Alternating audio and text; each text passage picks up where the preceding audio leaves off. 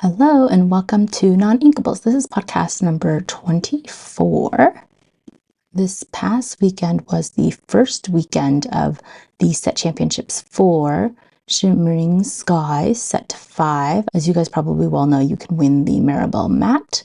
There's a champion mat for the first place, and then a non-champion mat for the second place, and then the enchanted card for the top 8.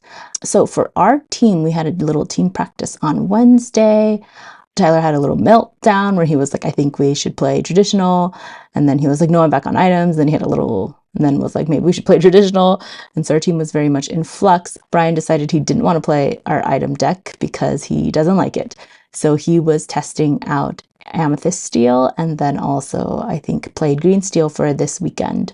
Thursday we had a little fun like team plus family dinner at Red Robin, which was super fun. And then this weekend we all went to one set championships. So Brian and I had a wedding on Saturday, so we weren't able to go to any set championships on Saturday. And the one we would have signed up for only had 8 people. And so they just did 3 rounds of Swiss with no top cut. And everybody got a card. And that was at Games of Brentwood. And then Sunday, Brian and I went to VPC. Tyler went to Games of Martinez, and Gary went somewhere in Nevada. I don't remember where.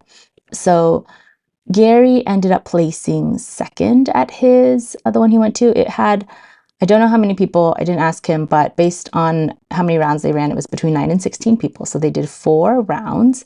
He played, and their format was best of 3. So round 1, he played red-blue, 2-0'd that person. Round 2, played red-purple, 2-1 that person.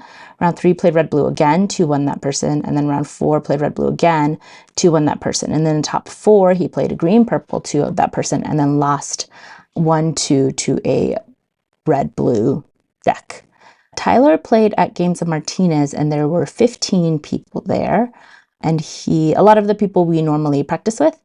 And he was undefeated in Swiss and then lost in the finals to Amber Steele. So he also placed second. Brian and I went to VPC. There were 22 people there, including another local team called Team Ink Shop. They're, I feel like, pretty low key. We didn't even really know they were a team until one day we saw some t-shirts and we're like, oh, what is this Team Ink Shop? They also did ask Brian to join their team in front of me. I think they were joking because they were kind of making fun of how we are non-inkables and we have no ink, and they are the ink shops. They have tons of ink. It's a little fun turf war, not really. And the fun thing about VPC, or I guess maybe not fun thing, but I like VPC because they run best of 2 format for all of their competitions. And so we played best of 2. Brian played Green Steel. I think his deck was not quite like Zan Syed's deck. I think it maybe was a little bit closer to Ed's deck because he really likes being more consistent. And I know he's not running, We Don't Talk About Bruno, and he's running Along Came Zeus instead. But he ended up placing 11th. He had 3 2-0 wins and then 3 0-2 losses, and ended up with 21 points total. I ran red-blue, but not our deck that we played in Vegas, and also not the deck that Tyler and Gary were running, which essentially our deck, we added in some typos for early ramp and kind of like are messing around with the ratios of like Medusas and Mauis and our items. And then I, for funsies, wanted to try out Ariel, just one, the non-inkable 6 cost, that's 3-4 quest for 3, unless you have more items, and it quests for 5, and it has Ward, because I thought she would be a good card because basically the only answers for her are Tremaine or a board wipe, like Be Prepared. And I think in the competition, actually, she came in pretty handy because you put her on the board, you dime her, that's 5.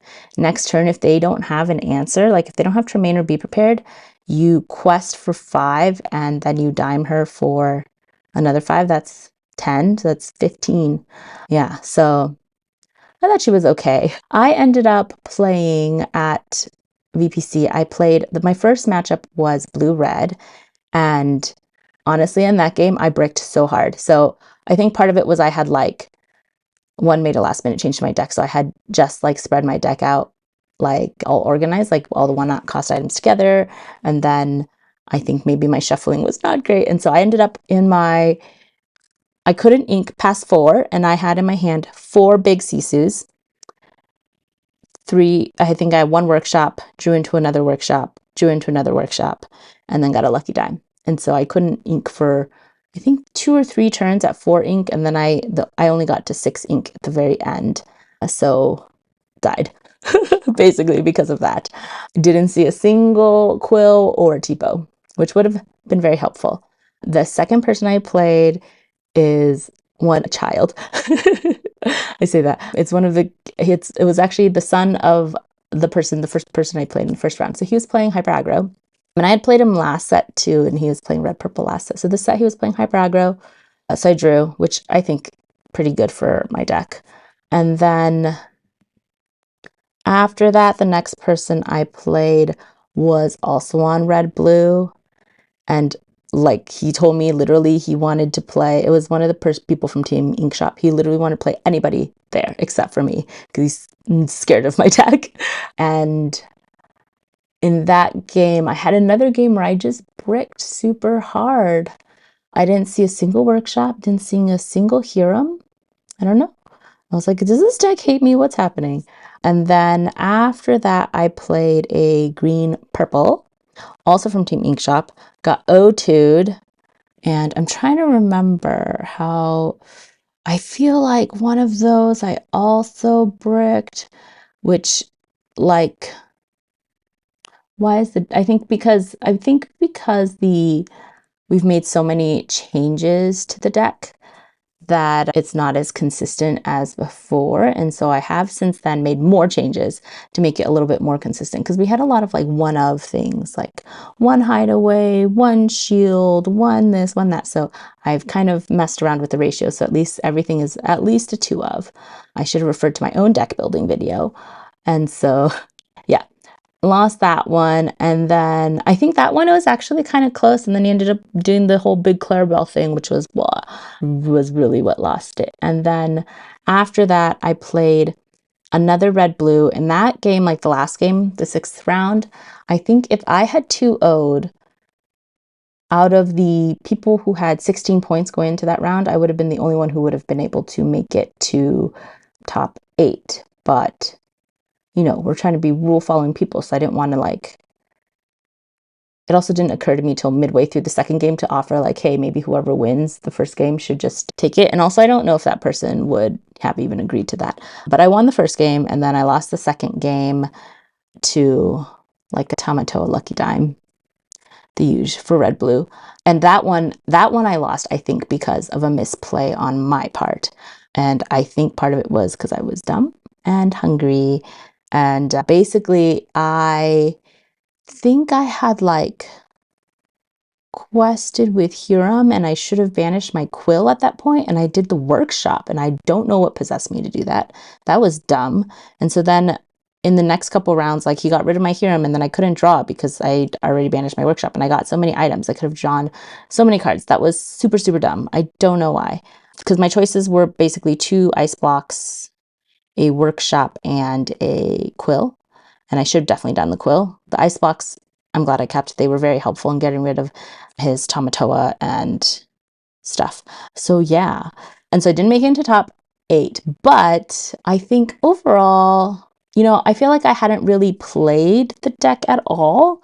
1, really, since we made the changes, and also 2, I was pretty burned out after Vegas, so I didn't play at all the week after Vegas. And then the second week after Vegas, I only played a little bit at our team thing because we also brought my daughter, and so she was playing the whole time. So I was trying to make sure she didn't destroy anything and or eat anything she wasn't supposed to.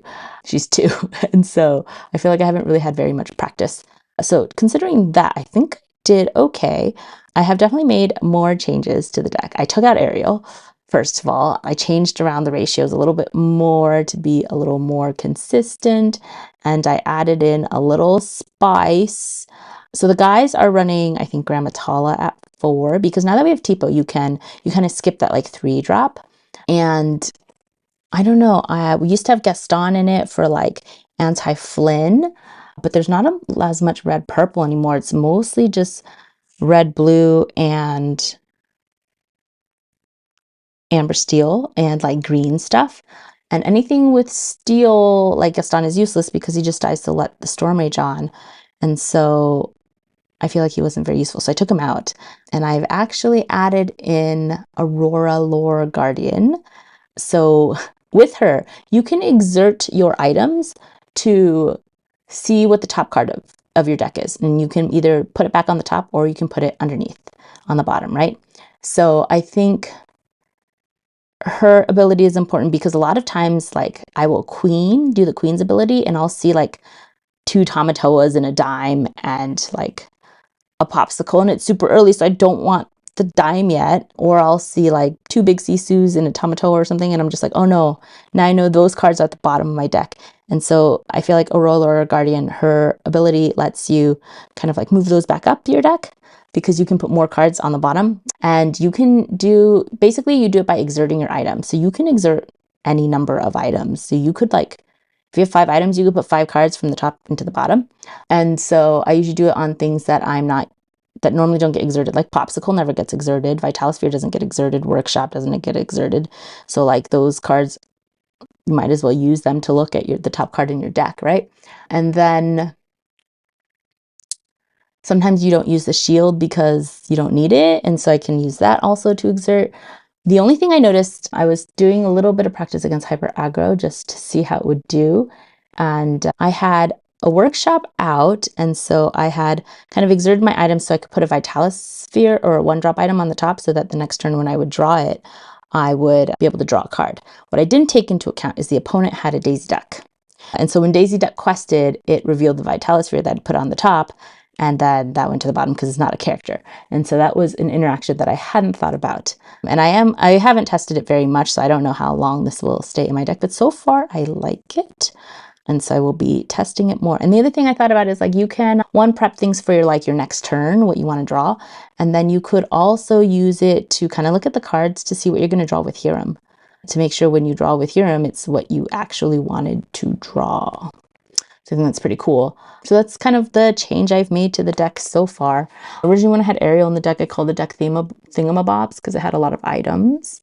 But now that Ariel's out, I don't have as cool of a name. It's just called Hands Off because she's a Lore Guardian. Oh, she also is like, if you have her out, then they can't play like I find them, I flatten them. So basically they can't do anything to your items. And they can't like let it go your items. They can't hide away your items. They can't Cusco your items. I guess you can't let it go your items anyways. They can't You're Welcome your items. So it kind of protects them. They have to get rid of that Aurora first. And I feel like that's the major change. Oh, we were running a Fang crossbow, and I'm testing taking it out because it was in there also mostly, I think, for like red purple. And red purple's not really as much of a thing anymore. I feel like, especially our local meta is a lot of red, blue, and then some weird green stuff, like green, purple, or green steel. Ooh, we had one person yesterday who was testing a green sapphire deck. That was pretty interesting. And he said it's kind of like he's still trying to make it more consistent because it was like when it did really well, it did really, really well. And then when it didn't, it was kind of bad. So he's trying to make it more consistent, but I thought that was very interesting. And then I feel like our locals is a lot of green and a lot of red blue. So much red blue. I feel like all I played yesterday was red blue, which was really good for me actually because I really need practice against red blue traditional. When I went to Vegas, I only played it once, I think. So any practice I can get against red blue traditional, I like. I mean, a lot of our locals know that I'm playing items, but some of them don't. Basically, I think Team Inkshop knows we're playing items, and then everybody else who plays red blue doesn't know we're playing items, so then they think I have the same deck, especially now that I have the Tipo. I feel like it's like a psych out. Whereas before we were playing Scuttle, and so they think I'm playing traditional, and so they'll play around to be prepared. That may or may not be there. I feel like that card keeps coming in and out of the deck, and like other stuff that is in a traditional red blue, but not in our version. So yeah, lots of testing before Seattle. And it's interesting that like going into Vegas, we were all on the exact same deck, almost the exact same deck. I think Brian and I had one card that was different from the other 2 guys. And now Brian is completely off of red blue onto his own thing. which I think he likes a lot better. And then Tyler and Gary are kind of working out what they think is best. And then I'm just trying my own weird spice, and we'll see. I mean, it's likely that what I try doesn't work, and then I just go back to the team deck. But I mean, right now, so far, I've only tested it a little bit, but I like my new spicy edition. So yeah, that is it. And I know I said last week that I was going to come out with a video, but turns out working 2 night shifts in a row and then taking care of a kid during the day by yourself is very tiring. And so I did not put out a video. But this week, I swear I have less work this week, and I will put out a video that will go over all the new cards so far. And I'm going to record it either today or tomorrow. And so it'll be up later this week. And we'll talk about all the new cards because it seems like they've released mostly every color except for steel. And there's like a ton of stuff for sapphire that is very good for items, which I feel like I'm already ready for. So yeah, and that set comes out in November, and we will be at Disney. One, kind of to buy cards when they get released, but also to go to Disney. And we're going to be going to a character breakfast. For the first time, I've never been to one, so I'm very excited about that. And that is it. That's all I have for this week. I think this week we are going to another Set Champs. I don't know if the guys are going. We're going to Fantomich on Sunday because we have another wedding on this Saturday. It's one of Brian's friends. So this past weekend was one of my childhood friends, and this coming weekend is one of Brian's friends, so that's Saturday. I did toy around with like maybe going to a Set Champs that starts early in the morning before the wedding, but I was like, no, this is going to cut it too close. And then Sunday we will go to Set Champs at Fantomich. They did change their pricing so that it is at least a pack per round win, I think, because last set all we got was a participation deck box. So I think people were pretty miffed about that. So this time it should be better. And I'm going to try to test my deck more this week, at least with Brian, if not like on Pixelborn Connect.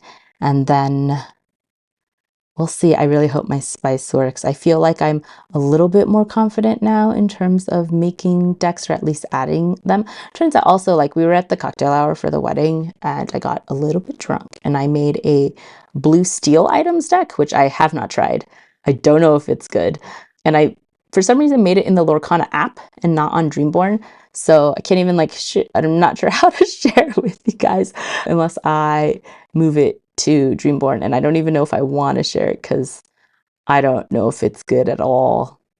I think I was just like, oh, this would be cool, and I made some deck like that, and then I tried to make a deck that was just going to be called Big Boys, and it was just characters with big butts, and they had to be big like Chenpo, not like buff big, so no Hercules, just like Chenpo, and I think I put maybe Smee and Lawrence because they're big boys.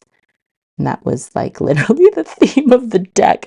But yeah, that is it for me this week. I will 100% put out another video this week about all the new cards from set 6 Azurite Sea so far. And let me know if there's anything else you guys want me to talk about. Yeah, that's it. All right, bye.